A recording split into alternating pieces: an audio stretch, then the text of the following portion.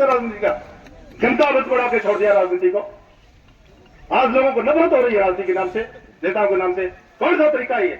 क्या देवता बन जाते हैं हम नेता बन करके? नहीं, जनता के सेवक के नाते, जनता की भावना को मान करके और 100% अपने को शुद्ध और पवित्र रख करके और जनता के प्रति समर्पित रख करके अपने विचारों को, अपने सिद्धांतों पर अडिग रह करके जनता के लिए काम करना होता है। साथियों, मैं कह सकता हूं डॉक्टर किशोर, मैंने आज तक, मैं भारतीय जनता पार्टी का कार्यकर्ता हूं, पूर्ण रूप से, वैचारिक रूप से हूं, समर्पित रूप से हूं, लेकिन का क्षेत्र में काम करते समय मैंने कभी भारतीय जनता पार्टी, कांग्रेस या कोई कम्युनिस्ट या लोकदल, बहुजन या अन्य किसी को वोट देने वाले लोगों में कभी भेद की नजर से नहीं देखा। सबको मैंने मेरा परिवार माना है। एक भी आदमी कह दे का श्री राम गोदारा ने विचारों में कभी भेद किया है? क्या होता है? वोट तो एक अपने मन का होता है। जिस समय चुनाव लड़ते हैं, किसके मन में किसका नाम आ गया वो तो दे दिया, तो उसको दीवारें बनाकर खड़ी कर दी। ये कोई दीवार थोड़ी है। क्या बात हुई है? एक ही पार्टी को वोट देते, एक ही नेता को वोट देते क्या सब? नहीं, सब ऐसा कतई नहीं होता है। ये दीवारें बनाना ये शॉर्टकट राजनीति है। काम करना नहीं पड़े, बहका करके, भरमा करके, यूं ही झुंड बनाकर खड़ा कर दो और वो गीत गाते रहेंगे। नहीं, बिल्कुल नहीं करता। मेरे तो सिद्धांत में, मेरे स्वभाव में, मेरे विचार में, मेरी प्रकृति में ये नहीं है। सब किसानों को, सब जनता को मैं मेरा परिवार मानता हूँ, परिवार मानकर काम किया है। हाँ, पार्टी में जो है तो है, क्या बात होगी? यही तो एक मन से काम करने का। क्या हुआ साथियों, मैं बताऊंगा आपको, मैंने पढ़ता था तब से किसानों के लिए लड़ना शुरू किया। हमारे, थोड़ी बात लंबी हो लेकिन समझने की जरूरत है, हमारे 70 साल के बुजुर्ग जिनको गांव में वो बैठते हैं, तो हम जो युवा लोग और बच्चे लोग हैं वो यूं नीची गर्दन करके निकलते हैं। इतना सम्मान होता है। ऑफिसों के अंदर जाते हैं और कोई साहब के सामने जाकर के बोलो, साहब नमस्कार, राम राम साहब, राम राम का जवाब दे देते, आधा जी निकल जाता उसका। कितनी भद्दी और गंदी व्यवस्थाएं है।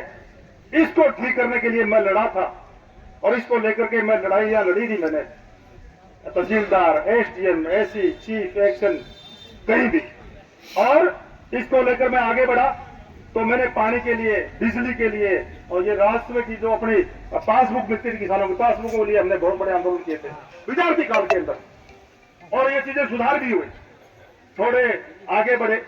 नॉर्थ फीडर सिस्टम केनाल के लिए बहुत बड़े आंदोलन किए। और पूछो, यहाँ सारे लोग बैठे हैं, नॉर्थ के अंदर जाकर पूछो किसी गांव के अंदर, मैंने गांव में यही कहा था कि यार राजनीति में हमारे बीच में दीवारें खड़ी कर दी है, छोड़ दो इस राजनीति वाले फंदे को। अपने हक और अधिकार की बात आती है, एकजुट होकर के, एक मुख होकर के, एकजुट होकर के आप आवाज निकालो, ताकत के साथ अपनी बात, आवाज को बुलंद करो। हुए 15,000 किसान इकट्ठे नॉर्थ फीडर सिस्टम केनाल में। 47 दिन 47 रात के पड़ाव के बाद में 15,000 किसानों को पड़ाव था।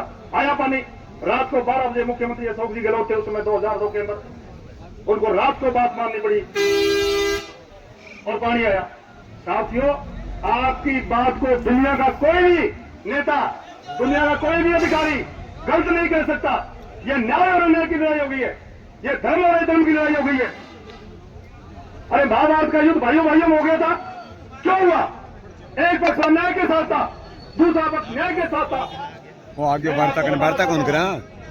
सीधी बात है। आपको बताना चाहता हूँ, एसडीएम आगे उन्होंने वार्ता कौन ही वाले, एसडीएम साहब और डीएसपी साहब, एसपी साहब, तहसीलदार जी और ये साहब सारे हमारे बीच में आए हैं, सारी बातें होकर आए हैं। और इस विषय में मैं थोड़ा आपको रखूंगा, लेकिन एक बात छोड़े आप, शांति से, शांति से,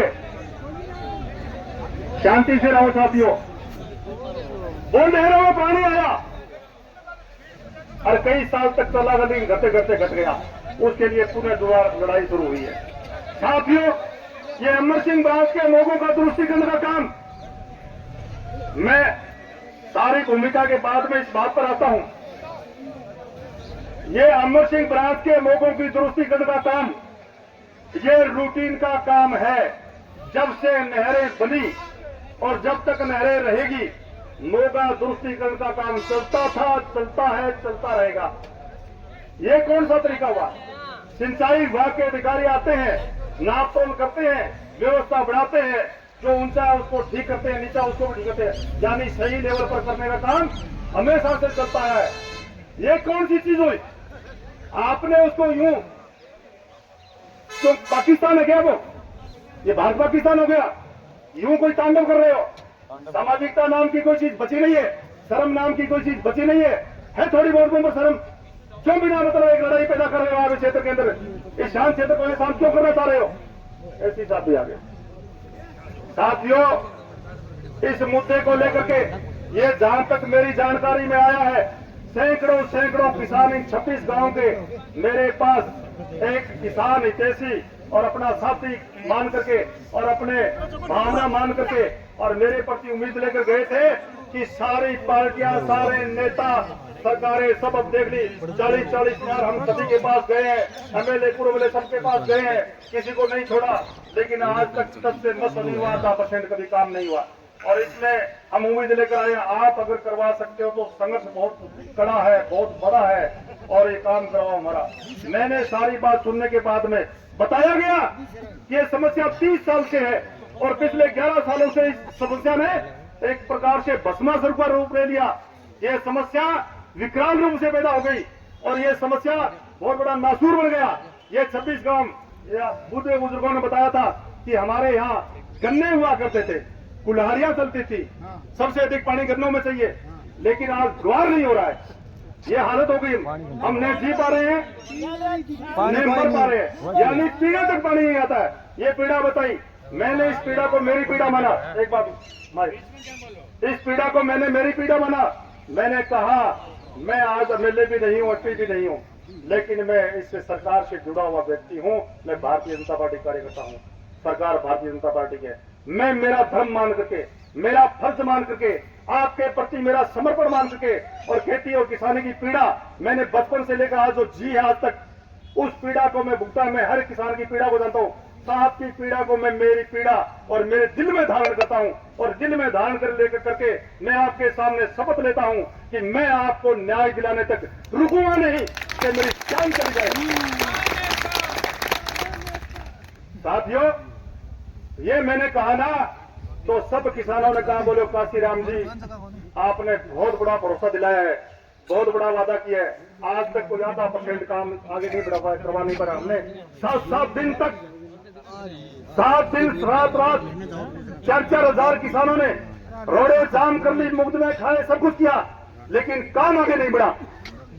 साथियों, आप सब लोगों ने मेरे को कहा था, बोलो काशीराम जी ये लो के चीने आप ये काम को अपने हाथ में लेते हो तो आपको लो के चीने चावड़े पड़ेंगे, ये कहा था मेरे को। और मैंने आप सबके बीच में कमिटमेंट किया था, मैंने वादा किया था और वादा भी दिल से कहा था कि मैं वादा दिमाग से नहीं, जुबान से नहीं, मैं मेरे दिल से करता हूं। काशीराम गुजारा यदि या तो इस काम के लिए मर जाएगा, जिंदा रहा तो मैं आपका काम करवाने तक रुकूंगा नहीं। और आप कह रहे लो के चढ़े चावड़ेगी, मैं लो के चढ़े चावड़े के लिए तैयार हूं। मैं इस काम को करवाने के लिए लो के चढ़े चापूंगा। और साथियों, मैंने वो लो के चढ़े चापे हैं। इस काम को आज से 4.5 महीने पहले मैंने हाथ में लिया था। सारी चीजें मेरे सामने स्पष्ट हुई। विभाग से मैंने वार्ता करी, बोलो पिछले 4 सालों में 4 बार टेंडर हुए हैं, टेंडर निरस्त हो गए 4 बार। और वहां जाने की तो बात ही झूठ, टेंडर ही नहीं आगे बढ़े और कोई लेने के लिए तैयार नहीं है, और लेता है उसको भगा देते हैं। अरे मुझको हद हो गई, मेरे को ये भी मेरे को करना पड़ेगा। बोला ये आपको ही करना पड़ेगा। मैंने किया वो, मैंने टेंडर करवाए। ऐसी साहब बैठे हैं, चीफ साहब के साथ मीटिंग करके मैंने, अच्छा टेंडर करवाने से पहले क्या हुआ, इस काम की शुरुआत की तो सरकार के बिना तो काम होता नहीं है। सरकार यदि काम के साथ नहीं जुड़ती, इतना बड़ा काम है तो काम नहीं हो सकता। मैंने सबसे पहले इस काम के साथ सरकार को जोड़ा। मैं सबसे पहले राजेंद्र सिंह जी राठौड़, हमारे बीकानेर संभाग के और राजस्थान के बहुत बड़े नेता है। बीकानेर क्षेत्र तो उनका गृह क्षेत्र है, यह संभाग उनका गृह संभाग है। उनके समक्ष विस्तार से सारे विषय को रखा। राजेंद्र सिंह राठौड़ ने कहा यह तो बड़ा अन्याय है, इतनी बड़ी असमानता, इतना बड़ा एक अराजकता, जंगलराज की स्थिति हो गई। मुख्यमंत्री जी के समक्ष राजेंद्र जी राठौड़ और हमने इस विषय को रखा। मुख्यमंत्री जी ने बात, सिंचाई मंत्री जी को बुलाकर कहा इस विषय को संभालो, चीफ से बात करो।